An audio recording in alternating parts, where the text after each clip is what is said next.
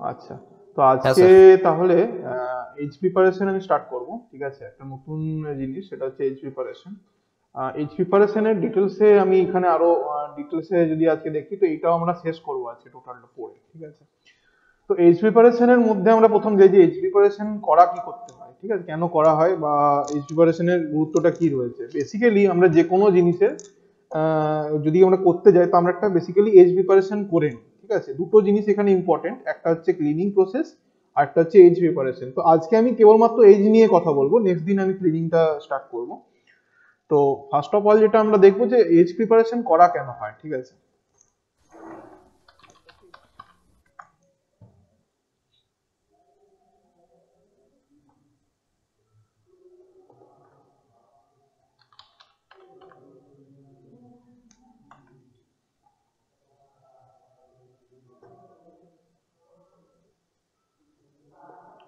ওকে, তাহলে যে জিনিসটা হলো, একটা ওয়ার্ক পিস রয়েছে। ঠিক আছে, একটা ওয়ার্ক পিস আমি এখানে শো করবো ফার্স্টে।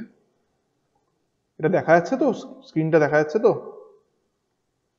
হ্যাঁ স্যার, দেখা যাচ্ছে। একটা এরকম ওয়ার্ক পিস রইলো, একটা একটু মোটা সাইজের ওয়ার্ক পিস রইলো।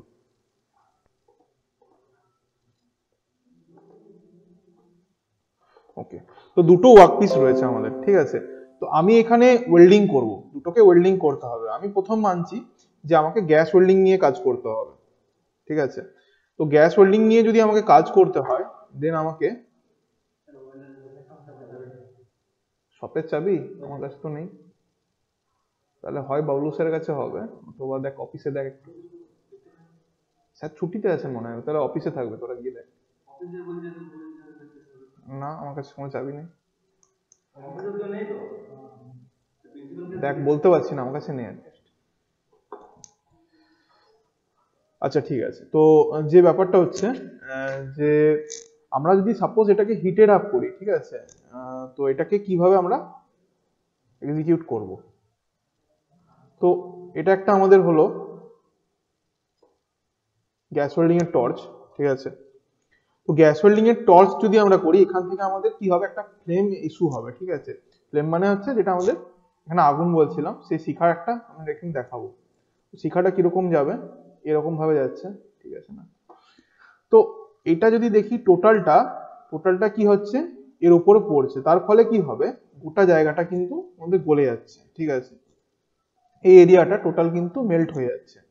মেল্ট হয়ে, আমি অন্য কালার একটা দেখাই, কমলা কালার দিয়ে দেখাচ্ছি, যে এই জায়গাটা মেল্ট করবে।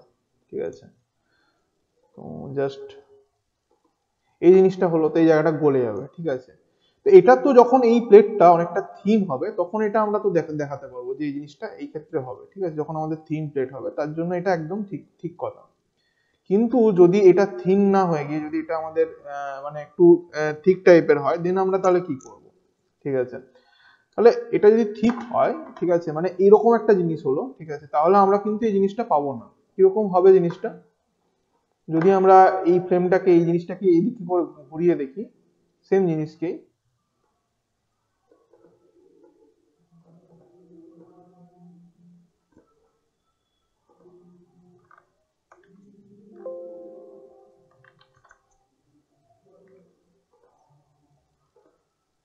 ঠিক আছে, এই জিনিসটাকে আমরা এখানে রাখছি।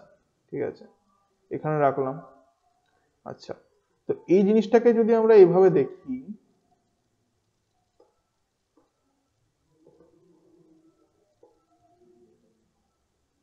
তো ফ্লেমটা বড় জোর এই পর্যন্ত যাবে, তাই না? আগে যে ফ্লেমটা এরকম যাচ্ছিল, সেই ফ্লেমটা এখন এরকম পর্যন্ত যাবে, তাই তো? তাহলে এই ক্ষেত্রে টোটাল কি নিচ পর্যন্ত হিটটা পৌঁছাতে পারছে না পারছে না? না স্যার, পারবে না। পারবে না, তাই তো? তার ফলে যে ফিউশনটা হবে, সেটা অধিমাত্র কেবলমাত্র এই জায়গাটার মধ্যে সীমাবদ্ধ থাকবে। ঠিক আছে, মানে এই জায়গাটা গলবে, নিচ পর্যন্ত কিন্তু গলতে পারছে না।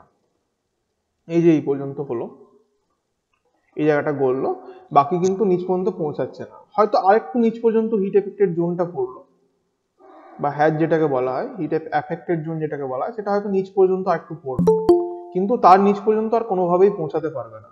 ঠিক আছে, তো এই নিচের জায়গাটা কিন্তু স্টিল আমাদের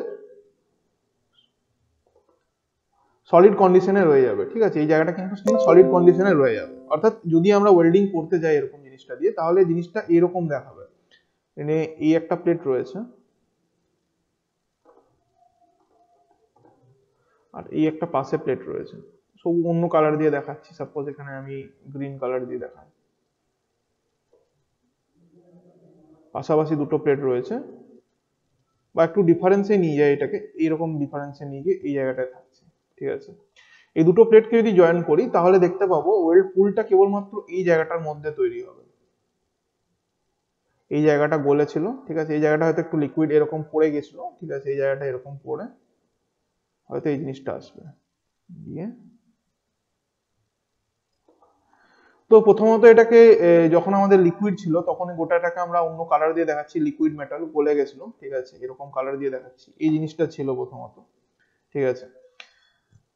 তো যখন এটা সলিডিফাই হবে, ঠিক আছে, এই জিনিসটা আর কিন্তু থাকছে না, ঠিক আছে, এই প্লেটটাকে এখন ধরবো না কারণ এরকম কোনো এজ আর থাকছে না। তো গোটাটাকে আমি মুছবার জন্য এরকম একটা করে দিচ্ছি, গোটাটা মুছবার জন্য এটা, আর এদিকটা ব্ল্যাক করে দিলে অবশ্য ব্ল্যাক হয়ে যাবে টোটালটা।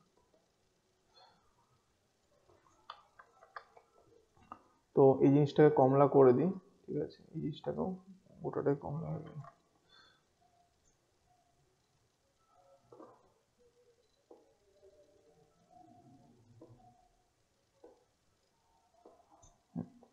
তো এই জিনিসটা এটা টোটালটাই এরকম হয়ে গেল, ঠিক আছে। এবার এটা সলিডিফাই যখন হবে, অর্থাৎ যখন ঘনীভূত হয়ে যাবে, ঠিক আছে, অর্থাৎ যখন আমরা ঠান্ডা হতে দেবো, সেটা একটা কমন এরকম পুল তৈরি করলো। তাহলে একটা জিনিস আমরা দেখতে পাচ্ছি নিচটায়, এখানটা কিন্তু হচ্ছে আমাদের ইমপ্রপার ফিউশন হচ্ছে, মানে টোটালটা কিন্তু গলছে না। তাই জন্য দেখ এইখানে একটা ক্যাভিটি থেকে যাচ্ছে, থাকছে না, এই জায়গাটা একটা ক্যাভিটি থাকছে, এই জায়গাটা এবং এই জায়গাটার মধ্যে একটা ক্যাভিটি থাকছে, হ্যাঁ স্যার। ক্যাভিটি থাকছে, তাই তো। তো এই জায়গাটা গলতে পারছে না, তো এটা হচ্ছে আমাদের প্রবলেম। যদি আমরা মোটা প্লেট নিয়ে কাজ করি, দেখ সরু প্লেটের ক্ষেত্রে এটা কোনো প্রবলেম নয়, যদি আমরা পাতলা প্লেট নিয়ে কাজ করতাম, অর্থাৎ যদি পাশে এখানে একটা আরেকটা পাতলা প্লেট থাকতো, তাহলে কিন্তু এটা কোনো প্রবলেম হতো না। হতো কি এক্ষেত্রে, এই জায়গাটা গলে যেত, এই জায়গাটার মধ্যে না স্যার, সুন্দর না। গিয়ে ওয়েলপুল তৈরি হতো এবং এটা মিক্স আপ হয়ে যেত। তো যত মোটা প্লেট হবে তত এই প্রবলেমটা কিন্তু অ্যারাইজ করতে থাকবে। তো এই জিনিসটার জন্য আমাদের এজ প্রিপারেশনটা বেসিক্যালি দরকার পড়ে। তো এখানে দেখ বলা হয়েছে for thin workpiece straight joint that is square but can be used, ঠিক আছে। যদি আমরা পাতলা প্লেট আমরা এখানে জয়েন করি তো তার জন্য আমরা স্কোয়ার বাট কিন্তু ব্যবহার করতে পারি। আচ্ছা, একটা ভিডিও একটা ছবি আমি এখানে দেখাবো তাহলে সুবিধা হতো, ওদের সম্ভবত পাঠিয়েওছি ছবিটা।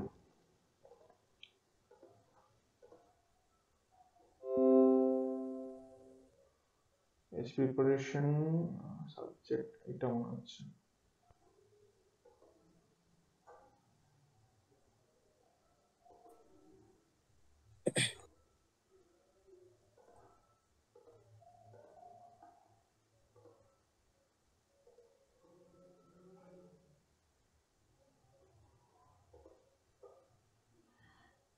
এখানে একটা গাইডেন্স আমরা পেয়েছি, ঠিক আছে, যে কোন পর্যন্ত আমরা এজ প্রিপারেশন করবো এবং কোন পর্যন্ত করবো না। ও বাবা, ডকুমেন্ট 13টাই খুলে গেল।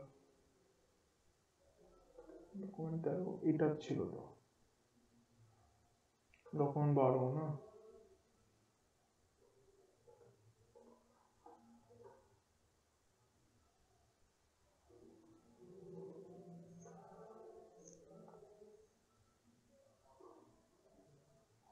আচ্ছা, ঠিক আছে। তো এখানে দুটো জিনিস আমরা দেখতে পাচ্ছি, যে এখানে একটা প্লেট প্রথমত নেওয়া হয়েছে যেটা আপ টু 6 mm পর্যন্ত। 6 mm বলতে আমরা তো জানি একটা নর্মাল স্কেলে যদি দেখায়,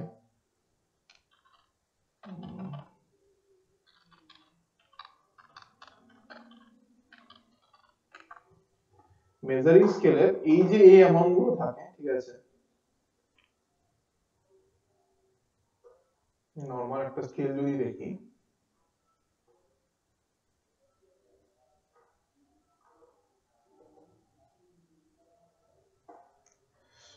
স্টিল রুল দেখাতে হবে, ঠিক আছে। আমি স্টিল রুল দেখালে একই জিনিস, আমরা যেটা ব্যবহার করি স্টিল রুলটা মোটামুটি সে একই জিনিস।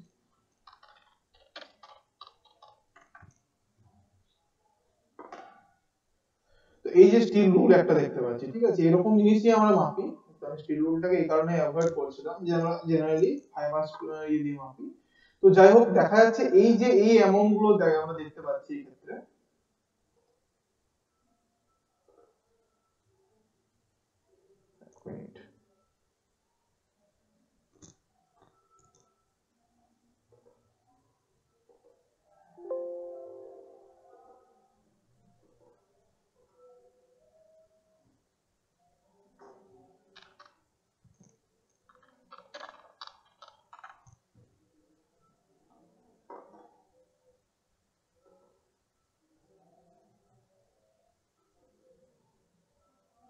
একটা স্টিল রুল ক্লিয়ার যেটা দেখা যাচ্ছে,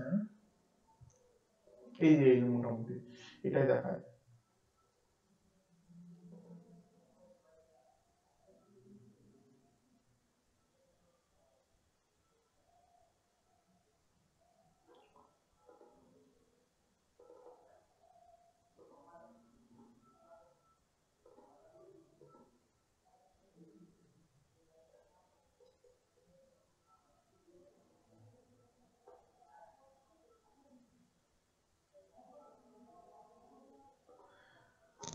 আচ্ছা, তো এইটা খুব ইম্পর্টেন্ট জিনিস, ঠিক আছে, যে কোনখান থেকে কোনখান পর্যন্ত আমরা নেবো। তো একটা গাইডলাইন আমি দিয়েছি এখানে, দেখ কত দূর থেকে কত দূর পর্যন্ত আমরা কোনটা নেবো। এখনো পুরোটা যায়নি, আমরা খালি এইটুকু দেখবো আমরা এই প্রিপারেশন করবো না করবো না। তো যদি আমরা দেখি যে থিকনেসটা এই রেঞ্জের মধ্যে হয়ে থাকে, এখানটা এগুলো হচ্ছে মিলিমিটার, তাই তো। একটা স্টিল রুল আমরা পড়েছি, স্টিল রুলে কত মিনিমাম কত মেজার করা যায়। স্টিল রুল, এটা তো একটা স্টিল রুল, এটা নিয়ে কোনো সন্দেহ আছে? এটা স্টিল রুল তো, হ্যাঁ স্যার। এটা পড়েছি অলরেডি। হ্যাঁ স্যার। Sir half MM. এটা এটা এটা ইন জেনারেল, হ্যাঁ হাফ এমএম অবশ্যই। ইন জেনারেল আমরা দেখতে পাই 1 এমএম, ঠিক আছে। 1 এমএম বলতে আমি একটু জুম করে, আরো জুম করে দেখাচ্ছি। এই যে এই ঘরটার থেকে, ঠিক আছে, এই ঘরটার যে ডিসটেন্সটা সেটা হচ্ছে আমাদের 1 এমএম, ঠিক আছে, 1 মিলিমিটার, 1 এমএম, ঠিক আছে। 1 এমএম হচ্ছে এই ডিসটেন্সটা। কিন্তু আমাদের দেখবি নরমাল যে স্কেল গুলো থাকে সেখানে এই মাঝের দাগটা থাকে না, এই দুটোর মাঝখানে একটা দাগ দেখতে পাচ্ছি, এই যে এই দাগটা, এটা এই দুটোর মাঝখানে যাচ্ছে, ঠিক আছে। তো এটা কি করছে, এই 1 এমএম টাকে আবার দুটো ভাগে ভাগ করে দিচ্ছে, ঠিক আছে। এই জন্য এটাকে বলছি 0.5 এমএম, ঠিক আছে। কিন্তু অ্যাকচুয়ালি যদি আমরা আমাদের নরমাল স্কেল দেখি তাহলে কিন্তু 0.5 দেখতে পাই না। ইন জেনারেল যেটা থাকে আমাদের 1 এমএম টাই মিনিমাম থাকে। তো এটা বোঝা যাচ্ছে 1 এমএম কোন জায়গাটাকে বা আমাদের স্কেলের কোন পজিশনটা। তো এই জিনিসটাকে আমরা হ্যাঁ স্যার হ্যাঁ। 0 বলছে আপ টু যদি 6 এমএম পর্যন্ত থিকনেস হয়, অর্থাৎ এই যে থিকনেসটা রয়েছে এটা যদি আপ টু 6 এমএম পর্যন্ত হয়ে থাকে, তাহলে সেই ক্ষেত্রে আমরা কোনো রকম এজ প্রিপারেশন করব না, বা তার দরকারই পড়বে না, ঠিক আছে। কারণ কি হবে, এই ক্ষেত্রে এটা নিজে নিজেই গলে যাবে, এই কন্ডিশনটাই চলে আসবে, ফ্রেমটা পুরো নিচ পর্যন্ত পৌঁছাতে পারবে। বা এখানে ফ্রেমের জায়গায় যদি আর্ক ব্যবহার করতাম, তো আর্কটাও নিচ পর্যন্ত পৌঁছাতে পারতো এবং টোটালটাকে গলিয়ে দিত, ঠিক আছে। তার ফলে প্রপার একটা ফিউশন আমরা পেতাম এবং প্রপার ওয়েল প্রুফ হতো। কিন্তু কি বলা হয়েছে, নেক্সট দেখ, জিনিস অনেকবার খুলে গেছে।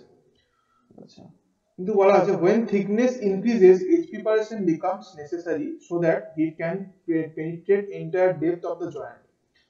তো যখন থিকনেসটা বাড়তে থাকবে, এখান থেকে যখন এটাতে আমরা এলাম, এটা থেকে যখন এটাতে আসছি, থিকনেস বাড়ছে, থিকনেস বাড়তে বাড়তে কি হচ্ছে, আমাদের কিন্তু এজ প্রিপারেশনটা গুরুত্বপূর্ণ হয়ে পড়ছে। গুরুত্বপূর্ণ হয়ে পড়ছে কেন?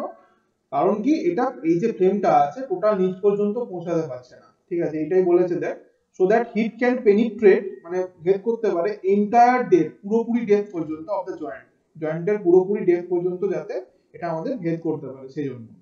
আচ্ছা, তো এখানে নেক্সট যেটা বলেছে, V and U joint R most commonly used আমাদের এজ, ঠিক আছে। আমরা একটু পরে দেখবো, ঠিক আছে, ভি বা ইউটা কেন বলছি, এখানে তো অনেক ডিটেলসে দেওয়া রয়েছে এই জয়েন্ট গুলোতে, তো এগুলো পরে দেখবো পরের ক্লাসে। তো এটাতে ফার্স্ট দেখি যে ভি জয়েন্ট আর ইউ জয়েন্ট বলতে আমরা কি বুঝতে পারছি। আরেকটা পেন্টের ট্যাগ খুলতে হবে। আমরা দু রকমের ইয়ে করতে পারবো। একটা হচ্ছে ভি জয়েন্ট, ঠিক আছে। ভি জয়েন্টটা কিরকম হয়, এই একটা প্লেট রইলো, তার পাশাপাশি সাপোজ এরকম আরেকটা প্লেট আমি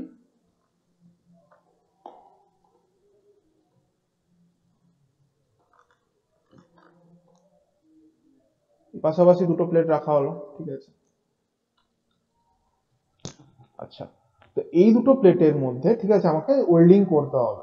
এটা আমি জুম করে দেখিয়েছি, ঠিক আছে, থিকনেসটা খুব বেশি না। তো আমি কি করব, এইখানটাকে আমি ফাইল দিয়ে বসতে থাকবো। ফাইল জিনিসটা জানা আছে, কোনটাকে ফাইল বলে। আমি তো টুলস সম্বন্ধে হালকা হালকা করে আইডিয়া দিয়েছিলাম নাকি, মানে কাটিং টুলস বা মেজারিং টুলস। ফাইলটা তোদের মনে হয় হয়েওছে, বোধহয় স্যার করিয়েওছেন, মনে হয় আমার সাথে কথা হচ্ছিল, হয়েছে। হ্যাঁ স্যার। হ্যাঁ স্যার হয়েছে। হ্যাঁ স্যার করেছেন। টুল দিতে হয়নি। এই যে এই জিনিসটা সবাই জানা আছে, এটা দিয়ে কি করি আমরা, ঘষে ঘষে মেটেরিয়াল রিমুভ করি, ঠিক আছে। এটাকে আমরা এখানে বোধহয় সোজা কথায় কি বলি, এটাকে কি বলা হয় বাংলায়, কি বলে? উঘা। উগা, আচ্ছা ঠিক আছে। তো যাই হোক, যেটা দিয়ে আমরা ঘষে তুলি মেটালটাকে সেটাকে বলা হচ্ছে ফাইল, ঠিক আছে। এই ফাইলটাকে ব্যবহার করে আমরা কি করব, এই জায়গাটাকে ঘষতে থাকবো, ওই ফাইলটাকে, এই ফাইলটাকে এই বরাবর আমরা ঘষতে থাকবো, ঠিক আছে। আমি এটাকে এরকম ভিউতে দেখছি, এরকম হ্যান্ডেলটা জাস্ট এটা দিয়ে আমরা জাস্ট এটা দিয়ে ঘষতে থাকবো, ঠিক আছে। এটা একটু সরু হয়ে গেছে। এরকম হ্যান্ডেল থাকে একটা টোটাল, ঠিক আছে। হ্যান্ডেলটা দিয়ে আমরা ঘষতে থাকবো। তো এটাকে এই সেকশনাল ভিউতে আমরা দেখতে পাচ্ছি, অ্যাকচুয়ালি এটা 2D ভিউতে দেখতে পাচ্ছি। তো যাই হোক, এটা দিয়ে ঘষতে থাকলে কি হবে, এই মেটেরিয়ালটা রিমুভ হতে থাকবে, যে আস্তে আস্তে কিরকম হবে জিনিসটা, ঘষতে ঘষতে এরকম একটা কন্ডিশনে এসে পৌঁছাবে। এই থেকে এটাকে ধর আমরা টোটাল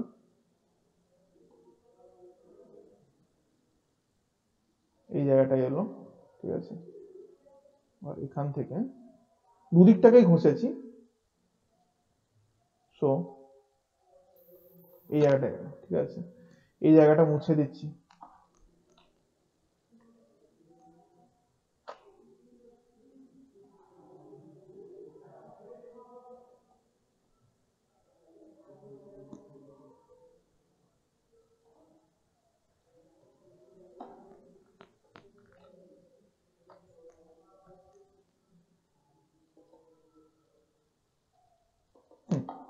তো এরকম একটা জয়েন্ট আমাদের মোটামুটি ভাবে আমরা অ্যাচিভ করতে পেরেছি, ঠিক আছে। এরকম হয়ে গেল দুটো জিনিসটা।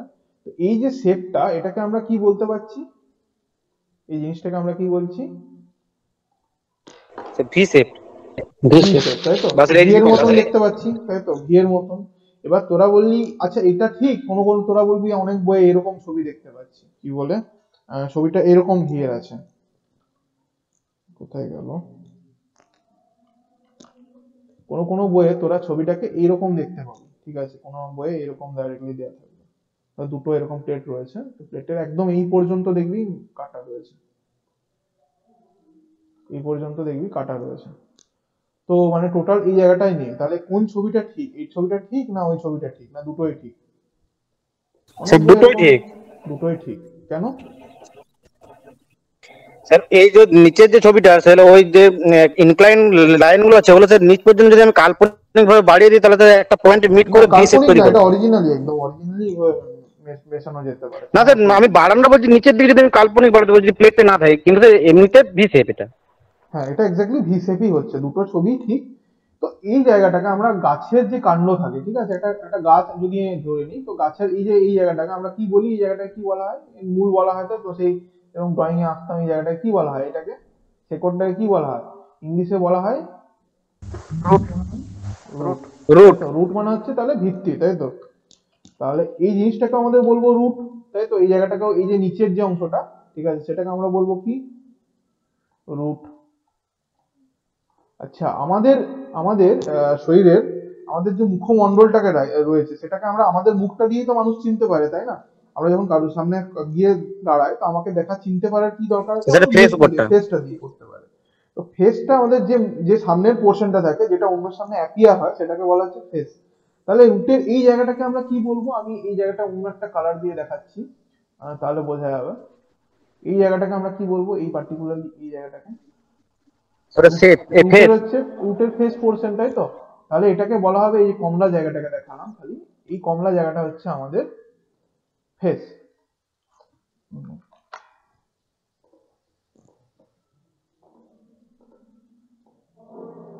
এফ এ সি ই, তো ফেস।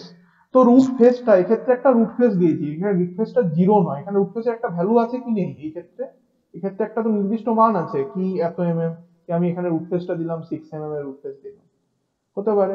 এক্ষেত্রে বলতো রুট ফেসটা কত হলো, জিরো। জিরো হলো, ঠিক আছে। রুট ফেসটা আমি যেমন চাইবো সেরকম দিতে পারবো, ঠিক আছে। এখানে 3 mm দিতে পারতাম, ঠিক আছে। এখানে 1 mm দিতে পারতাম, কোনো অসুবিধা ছিল কিন্তু না। স্যার রুট ফেসটার তো একটা সর্বোচ্চ ভ্যালু থাকতে পারে স্যার। হ্যাঁ, একটা সর্বোচ্চ ভ্যালু থাকে ঠিক কথাই, কিন্তু সেটা ডিপেন্ড করছে, আর সর্বোচ্চ ভ্যালুটা একটু পরে জানতে পারবি, যখন তোরা দেখবি যে বোথ সাইড দিয়েও করা যায়, তখন আমরা দেখতে পাবো। ওটা একটা গাইডলাইন্সও আমার দেওয়া রয়েছে। আমি যখন এটা তোদের পড়াবো, তখন আমি তোদের দেখিয়ে দিচ্ছি যে কতটা পর্যন্ত দেওয়া যায়। এখানে আমার একটা ছবি ছিল, যদিও বইয়ের থেকে বোধহয় আমি একটা ছবি নিয়ে দিয়েছি। ঠিক আছে, আমি দুটোই পাঠিয়ে দিচ্ছি, তাহলেই বুঝতে পারবি যে কার কতটা গাইডলাইন। আমার এখানে ছবি একটা রয়েছে, আচ্ছা। তো আমি বই থেকেও ছবি নিয়েছি একটা, তো ওইটাই পাঠাবো, কোনো অসুবিধা নেই, এখনই দেখাচ্ছি, এটা হয়ে যাক। তো এটা একটা রুট ফেস বলে। তো আমরা যখন রুট ফেস নিয়ে পড়বো, এটার একটা জন্য আমাদের টার্মিনোলজি বলে একটা চ্যাপ্টার আছে, তো সেই টার্মিনোলজিটা নিয়ে যখন পড়বো তখন এটা আরো ডিটেলসে পড়বো, এবং কোন এজ পর্যন্ত, কত এজ থেকে কত এজ পর্যন্ত আমরা নেবো সেটাও আমরা দেখবো। আচ্ছা, নেক্সট তাহলে চলে গেল, এক্ষেত্রে রুট ফেস নেই, দুটোই ঠিক কথা, তাহলে এটাকে বলা হয় বেসিক্যালি ভি জয়েন্ট। ঠিক আছে, আরেকটা ক্ষেত্রে আমরা দেখি, এটা তো মোটামুটি বোঝা গেল। তো যাই হোক, আরেকটা পেন্টে নিতে হবে।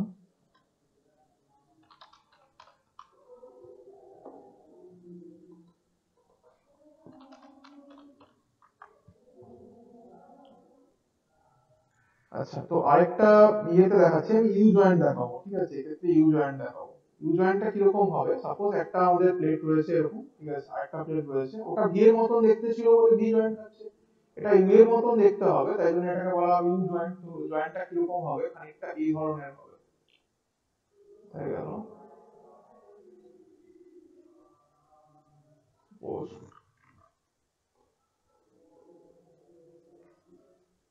এরকম দেড় থেকে এরকমই দিই।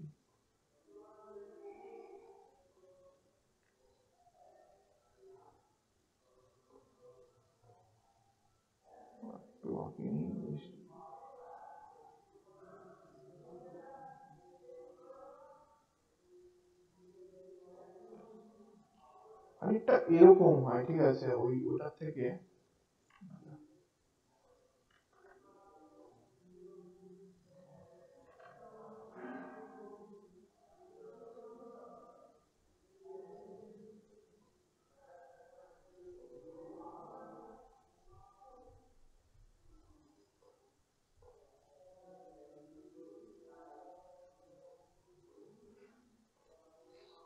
আচ্ছা, তো এই জায়গাটাকে মুছে দিতে হবে।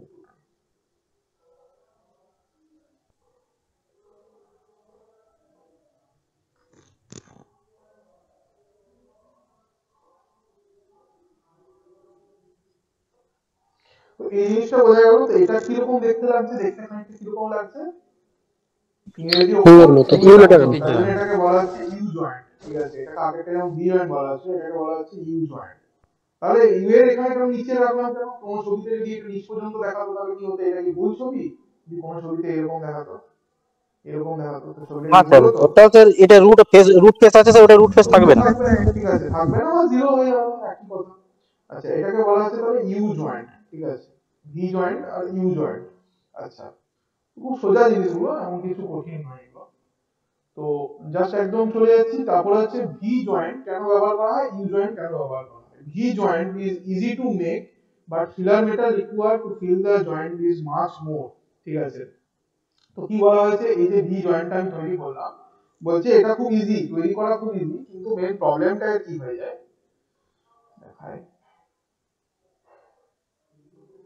এটা যে মেন প্রবলেমটা আছে, যে ফিলার মেটাল, এই যে এই জায়গাটা করতে গিয়ে আমার যতটা ফিলার মেটাল আমাকে খরচা করতে হচ্ছিল, ঠিক আছে, তো সাপোজ এতটা আমাকে দিতে হচ্ছিল টোটাল, এই জায়গাটা আমাকে করতে দিতে হচ্ছিল, ঠিক আছে, এই জায়গায় যদি আমি ইউ করতাম, তাই না, তো ইউটা কিরকম যেত, ইউটা মোটামুটি এরকম একটা জায়গা থেকে যেত, এরকম হতো এই জায়গা পর্যন্ত, দিয়ে এরকম হয়তো পেন্সিলে দেখাতাম, তো ইউ হলে কিরকম হতো, আরেকটু গিয়ে এরকম করে নেমে এসে ন্যারো হয়ে এরকম হতো, তাই তো, এখান থেকে গিয়ে এরকম। তাহলে সেক্ষেত্রে পুলটা কিরকম হতো, এই জিনিসটা আসতো। তো যদি এটা অন্য কালার দিয়ে আমি দেখাই, সাপোজ এটা যদি আমি ব্রাউন কালার দিয়ে এখানে শো করি, ঠিক আছে, তাহলে কোনটাতে বেশি মেটাল আমার খরচা হচ্ছে, ভি না ইউতে? কোনটাতে বেশি মেটাল ভিউতে হচ্ছে? বেশি। ভিতে বেশি খরচা হচ্ছে, সেটাই বলেছে ভি জয়েন্টটা ইজি টু মেক। এটাকে তৈরি করা খুব সোজা, দেখ এই জিনিসটাকে আমি ইজিলি যেরকম ভাবে বসবো, এই জিনিসটাকে সেট করা সুবিধা, না এক্স্যাক্টলি এরকম একটা প্লেন নিয়ে আসা সুবিধা, কোনটা বেশি সুবিধা? কোনটা বেশি সুবিধা হবে, এরকম একটা কার্ভ, এক্স্যাক্টলি এই কার্ভটা যেন পুরো পর্যন্ত, না ভিটা, স্যার, ভি শেপটা সুবিধা স্যার। ভিটা তৈরি করতে সুবিধা, তাই জন্য ভিটাকে আমরা জেনারেলি বেশি প্রেফারেন্স করে থাকি। কিন্তু কেন কি, এটার জন্য প্রবলেম কি আছে, এটা প্রচুর বেশি মেটেরিয়াল লাগে। ঠিক আছে, নেক্সট হচ্ছে আচ্ছা, ডিফিকাল্ট বলেছে, to solve this we can use U joint. তো এটার জন্য ইউ জয়েন্ট আমরা ব্যবহার করতে পারি, ঠিক আছে, ইউ জয়েন্টটা ব্যবহার করতে পারি, যেটা এখানে দেখালাম, ইউ জয়েন্ট ব্যবহার করতে পারি। কি বলেছে, in which filler metal required to fill the joint is less. এখানে ফিলার মেটালটা কম লাগে, ঠিক আছে, জয়েন্টটা তৈরি করার জন্য যে ফিলার মেটালটা দরকার হয় সেটা কম হয়, বাট এটা যে ইম্পর্টেন্ট জিনিস সেটা হচ্ছে joint is difficult to shape, এটা তৈরি করা খুব কঠিন ব্যাপার, ঠিক আছে, কারণ এইরকম শেপটা থ্রু আউট, শুধু তো এই ফেসটাতে নয়, পুরোপুরি যতটা পর্যন্ত মেটালটা রয়েছে, সাপোজ এরকম আমরা দেখলাম মেটালটা এই বরাবর চলে গেছে, ঠিক আছে, টোটালটা জুড়ে কিন্তু আমাকে তাই করে করে যেতে হবে। বোঝা গেল কি গেল না এই জিনিসটা? হয়তো মেটালটা এভাবে গেছিল আমাদের, ঠিক আছে, আমি জাস্ট একটা রাফ স্কেচে দেখাচ্ছি, মেটালটা এরকম ছিল, ঠিক আছে, এরকম একটা মেটাল ছিল, তো থ্রু আউট কিন্তু আমাকে এটা করতে হবে যাতে টোটালটা জুড়ে থাকে, বোঝা যাচ্ছে এই জিনিসটা? কিন্তু ভিটা তৈরি করা কি ছিল, ভিটা গোটাটা জুড়ে এরকম ভি তৈরি করে দেওয়া তো খুব সোজা, কিন্তু ইউটা কি এত সোজা হবে তৈরি করা? না টোটালটা স্যার। এই একই শেপ এই একই ভেন বরাবর আনা, এটা সোজা ব্যাপার নয়, তো এটার জন্য আমাদের ভিটা আমরা বেশি প্রেফার করে থাকি। আচ্ছা next, for thick plates we need to weld from both the sides. আচ্ছা খুব মোটা প্লেট হলো, একটা জিনিস হলো, এই জিনিসটা এই জায়গাটা একটা ইম্পর্টেন্ট জিনিস বোঝাবার মতো, সেটা হচ্ছে প্লেটকে আমরা মোটা হতে দিচ্ছি, তো মোটা মোটা হতে হতে অনেক মোটা হয়ে গেছে, তো কত দূর পর্যন্ত আমরা করব, একটা ফ্রেমের তো একটা নির্দিষ্ট সীমা আছে, কি এই পর্যন্ত এইখানে ছিল এই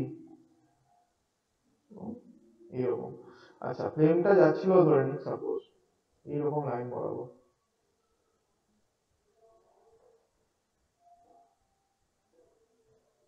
এই পর্যন্ত যাচ্ছে, ঠিক আছে, তো এরকম পজিশনে যাচ্ছে, তো এতদূর পর্যন্ত বলবে, তো আমি এটাকে এজও করে নিলাম, ঠিক আছে, না এটা এজ প্রিপারেশন আমি করে নিলাম, এটা এজ কিরকম ভাবে বানালাম, তো এতদূর থেকে এতদূর পর্যন্ত বানিয়ে নিলাম, ঠিক আছে, তো এবারে বল তাতেও কি টোটালটা বলবে, যে একদম এখান থেকে দিলাম না স্যার। মেটালটা কি এইখান থেকে এখান পর্যন্ত ইকোনমিক্যাল হবে, এতটা ওয়েল্ডিং এটা এতটা দূরে ওয়েল্ডিং মেটাল দেওয়া কি সম্ভব, বা এটা কি একবারে হবে সম্ভব এটা? না স্যার, একবারে সম্ভব এটা না। প্র্যাকটিক্যাল নয় তাই তো, মানে এত বেশি করে গ্যাপ করে করা বা এতটা ফিলার মেটাল দেওয়া এটা ইম্পসিবল ব্যাপার, মানে কিরকম হতো জিনিসটা যদি আমি সত্যি সত্যি করতাম এই জিনিসটা, তাহলে এরকম দাঁড়াতো অনেকটা, পাশে আরেকটা বেস মেটাল দেখাচ্ছি, তো কতটা মেটাল খরচা হতো আমাদের যদি এইখান থেকে চেষ্টা করতাম, তাহলে এখানে হতো এরকম, এই জায়গা থেকে এরকম আসতো, আর এটা মোটামুটি এরকম থেকে এই জায়গায় আসতো, তো ফিলার মেটালটা সাইজ দেখ কতটা, কতটা ফিলার মেটাল এখানে আমাদের দরকার পড়বে, কি এরকমও দেখলাম কতটা বেশি ফিলার মেটাল লাগবে, এটা কি প্র্যাকটিক্যাল না ইমপ্র্যাকটিক্যাল?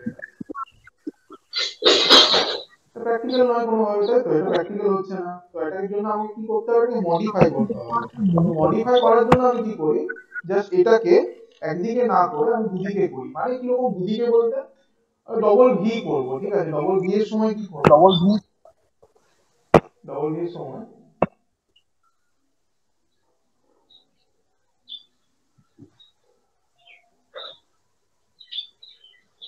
এরকম করলাম, ঠিক আছে, এই জিনিসটাকে মুছে নিলাম,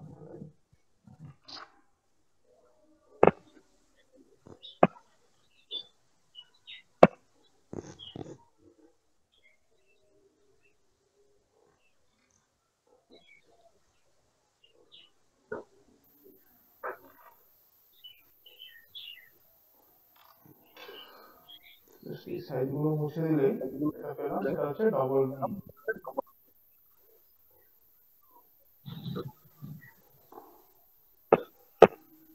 আরেকটা সাইড কিরকম হবে, সেম শেপের হবে। সেম শেপেরই হবে, হ্যাঁ, একটু ছোট করে নিই তাহলে মহিলাদের সুবিধা হবে,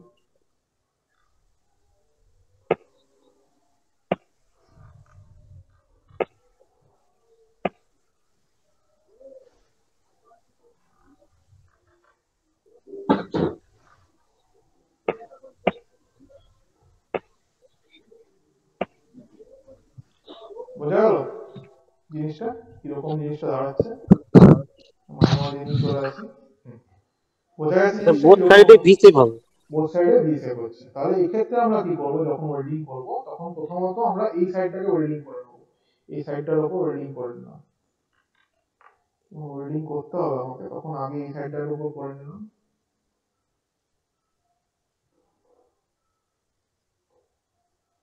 ঠিক আছে, এই সাইডটার উপর ওয়েল্ডিং করলাম ফার্স্টে, এই সাইডটার উপর করে নিলাম ফার্স্টে, এই দুটো সাইডকে করে দিলাম, বা এই থেকে ঘুরিয়ে এই সাইডটাকে করলাম, এতদূর পর্যন্ত হিট এলো, নেক্সট কি করবো, এটা হয়ে যাওয়ার পর আমরা আবার এই দিক থেকে ওয়েল্ডিং করবো, দু সাইড থেকে আমরা তখন ওয়েল্ডিং করতে পারবো, মানে বোথ দা সাইড, একদিক থেকে না করে আমরা দুদিক থেকে ওয়েল্ডিংটা করবো। ঠিক আছে, তাহলে ওয়েল্ডিংটা আমরা এক্ষেত্রে দুদিক থেকে করছি, তাহলে এক্ষেত্রে আমরা যেটা ব্যবহার করছি সেটাকে ডবল ভি বলছি। জয়েন্টটা কিরকম দেখতে হবে সেটা কথাই বলি, দুদিক থেকে করার পর জয়েন্টটা এরকম দেখতে লাগবে খানিকটা।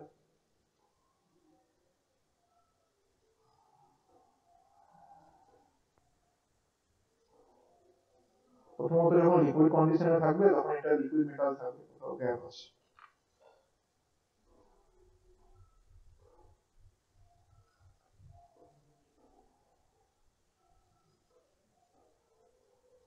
আচ্ছা, যখন লিকুইড অবস্থায় থাকবে তখন এরকম থাকবে কন্ডিশনটা। ঠিক আছে, তো এটা যখন সলিডিফাই হবে আস্তে আস্তে তখন এটা একটা সলিড মেটাল বা ওয়েল্ডেড জয়েন্ট তৈরি করবে। ঠিক আছে, বোঝা গেছে জিনিসটা। তারপরে দুটো প্লেট জয়েন হলো, এটা অনলি কখন থিক প্লেটের জন্য অ্যাপ্লিকেবল হবে। ঠিক আছে, তো এই গেল ব্যাপার। তো কারোর কোনো এই পর্যন্ত কোনো সমস্যা আছে কি? এই পর্যন্ত কারোর কোনো সমস্যা সমস্যা থাকলে না জানাতে স্যার। পারেন। স্যার এই ইউ সেট কি বোথ সাইডে করা যেতে পারে না? কোনটা ইউসেপটা? বোথ সাইডে করা যাবে না? ইউসেপটা বোথ সাইডে, এক মিনিট ইউসেপটা, হ্যাঁ ইউসেপটা বোথ সাইডে করা যাবে, কোনো অসুবিধা নেই। আমি তোদের একটা ছবি পাঠাবার জন্য ইয়ে করছি।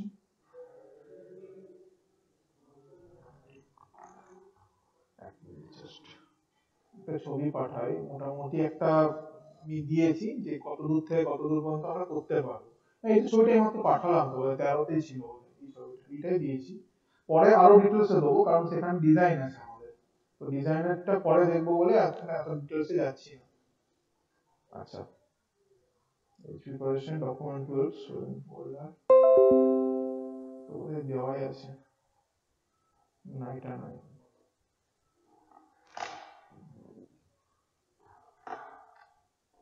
দেখি ইমেল থেকে নিতে হবে।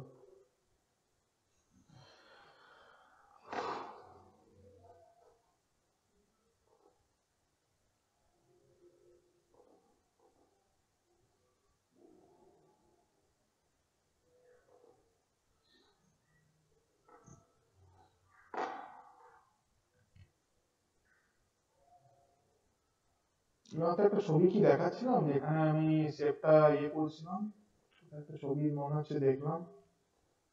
এক মিনিট, কোথায় গেল প্রিপারেশনের ছবি? এই তো এটাই পাঠাচ্ছিলাম। যাই হোক, তো এই জিনিসটাতে এই জিনিসটাতে দেখ, বেস মেটাল, আচ্ছা বেস মেটাল যদি 6 mm পর্যন্ত হয় আপু, তাহলে এটা হচ্ছে আমাদের কোনো এজ প্রিপারেশন এখানে করছি না। এটাকে সিম্পল কি বলা হয়, এটা বার জয়েন্টে আছে না ল্যাব জয়েন্টে আছে বলতে, এগুলো সব কি ধরনের জয়েন্ট, ল্যাব না বার? তাহলে বার যায়। পার্ট জয়েন্ট এগুলো আছে। সমস্ত বার, তাহলে এটাকে বলছি আমরা পার্ট কোনো জয়েন্ট। কিছু এজ প্রিপারেশন করছি না। তো এই জায়গাটা কিরকম লাগছে দেখতে, একটা বর্গক্ষেত্রের মতন লাগছে, তাই তো? এই জন্য এটাকে বলা হচ্ছে স্কোয়ার বার।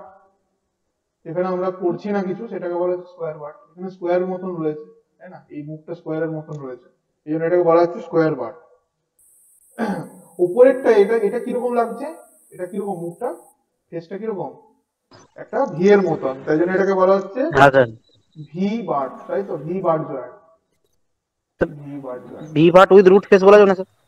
না, রুট ফেসটা আমরা জেনারেলি বলি না, ওটা আমাদের জেনে থাকতে হবে বলে জানলাম। ঠিক আছে, যদি ছবি অন্য বইয়ে অন্যরকম ছবি দেখি তাহলে আমার অনেক সময় মনে হবে কি ভুল, এটা তো ভুল নয়, দুটোই ঠিক আছে, সেটা হিসাবে বলবো। এটা বলার দরকার নেই, রুটের দরকারটা এখানে দরকার নেই। আচ্ছা, তো এটাকে বলা হবে ভি ভাট। ঠিক আছে, এটাকে কি বলবো বলতো তাহলে? এখানে কি একটা ভি আছে না দুটো ভি আছে? স্যার ডাবল ভি ভাট যায়। এটা বলা হবে ডাবল ভি ভাট, এটাকে বলবো ডাবল ভি বার। তো এরকম যদি দুদিকে ইউ থাকতো তাহলে এটাকে আমরা কি বলতাম? এটাকে বলতাম double U butt joint. Double U, double, আচ্ছা ডিও ইউ বিএলই, সরি নামটা ভুল লিখলাম, double U hello sir. But. এক মিনিট, তো হ্যালো। এটার মোটামুটি একটা, হ্যাঁ কেউ কিছু বলবি? হ্যাঁ স্যার, বলছি যে স্যার মাপার জন্য স্টিল রুল স্যার 6 ইঞ্চি আর 12 ইঞ্চি থাকে। কোন 6 ইঞ্চি থেকে 12 ইঞ্চি বুঝতে পারলাম না। স্টিল রুলে মাপা হয় তো? হ্যাঁ, স্টিল রুল মাপা হয়, স্টিল রুলের বিভিন্ন রকম সাইজ হয়, আমরা যেটা দেখি সেটা 30 সেন্টিমিটার বা হ্যাঁ ওরকম 12 সামথিং হবে। ঠিক আছে, ওটা 12 ইঞ্চি যেটা তুই বলছিস নর্মাল, যেটা আমরা ইউজ করে থাকি। ঠিক আছে, আচ্ছা। তো এই যে ব্যাপারটা হচ্ছে এখানে দেখ যে কত থেকে কত ডিগ্রি অ্যাঙ্গেল হবে, এই যে অ্যাঙ্গেলটা, অ্যাঙ্গেল বলতে এই যে এই অ্যাঙ্গেলটা, এটা কত অ্যাঙ্গেলের মধ্যে হবে, এটা হবে মোটামুটি 60 থেকে 90 ডিগ্রি হয়, ঠিক আছে, যদি হয়। তো এবারে বিভিন্ন টার্মিনোলজি দেওয়া আছে, এটাকে বলা হয় গ্রুভ অ্যাঙ্গেল, ঠিক আছে, এই জিনিসটাকে বলা হয় গ্রুভ অ্যাঙ্গেল, গ্রুভের যে অ্যাঙ্গেল সেটাকে বলা হয় গ্রুভ অ্যাঙ্গেল, দেখছিস যে আলাদা আলাদার জন্য ব্যবহার করা হয়। তাহলে তোদের এখান থেকে যদি আমি একটা সিম্পল প্রশ্ন জিজ্ঞেস করি, তোরা বল যে কত থেকে কত থিকনেস পর্যন্ত তোরা এইচ প্রিপারেশনের দরকার পড়বে না বলে মনে করছিস, কত থেকে কত পর্যন্ত ছবি দেখে কি মনে হাফ হয়? থেকে 6 mm। হ্যাঁ, একদম জিরো থেকে, মানে জিরো তো বলতে পারবো না, মোটামুটি আপ টু 6 mm পর্যন্ত এইচ প্রিপারেশনের দরকার জেনারেলি পড়ে না। আচ্ছা, আমরা কত থেকে কত পর্যন্ত সিঙ্গেল সাইডে করি, একটা সাইডে আমাদের করতে হয় সিঙ্গেল ইউ বা single V, single sided edge কত থেকে কত mm এবাব 6 to 12.5 পর্যন্ত ছবিতে দেওয়া হয়েছে। 12 পর্যন্ত। আচ্ছা, তার থেকে বেশি হলে 12.5 থেকে 40 বোথ পর্যন্ত both side V, both side both ভিতে। ই হতে পারে, বোথ ইউ হতে পারে, বোথ অন্যান্য যেগুলো আছে সেগুলো হতে পারে, একটু পরেই তো বলবো অন্যান্য কি কি আছে, ওটা ডিটেলসে যাব না।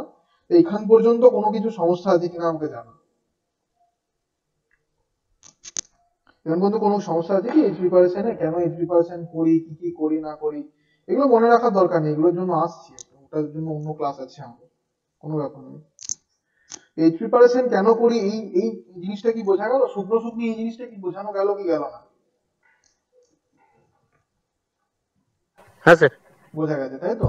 তাহলে এই 3% মেনলি আমি একবার হালকা করে বলে দিই।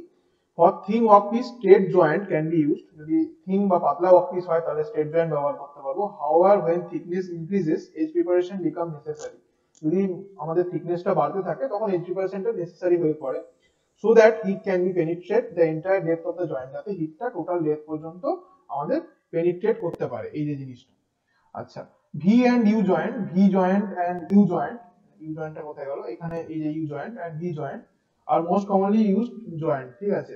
Next, V joint is easy to make but filler metal required to fill the joint is much more, এটা তৈরি করা তো খুব সোজা, ঠিক আছে, ভি জয়েন্টটা, কিন্তু এখানে দেখ ফিলার মেটালটা কম্পারেটিভলি ইউ জয়েন্টের থেকে অনেক বেশি লাগছে। আচ্ছা, নেক্সট বলেছে to solve this we can use U joint, আমরা এটা সলভ করবার জন্য যাতে ফিলার মেটালটা কম লাগে তার জন্য আমরা কি করতে পারি, ইউ জয়েন্ট ব্যবহার করতে পারি, কম্পারিজন করেও দেখিয়ে দিয়েছি এখানে। আচ্ছা, U joint to fill the metal, but U joint is quite difficult to shape, গোটা শেপ জুড়ে একই ধরনের ইউ প্রোফাইলটা আনা বেশ কঠিন ব্যাপার। আচ্ছা, for thick plates we need to weld from both the side, খুব মোটা প্লেট হয়ে যায় তখন একটা সাইড থেকে ওয়েল্ডিং করলে সাফিসিয়েন্ট হয় না, মানে গলাতে পারে না বা ইকোনমিক্যাল হয় না, সেক্ষেত্রে আমরা কি করি, we have to weld from both the sides of base metal, সেক্ষেত্রে আমরা দুদিক থেকে ওয়েল্ডিং করি, যেটা এই মাত্র দেখালাম এই ছবিটাতে। আচ্ছা, such cases edge has to prepare from both the sides, here we can use a double U double V joint or double J joint or double bevel joint, ঠিক আছে, এটার জন্য আমরা double U double J double bevel joint ব্যবহার করছি, ঠিক আছে। তো কারোর কোনো সমস্যা আছে এক্সপ্রেশন থেকে?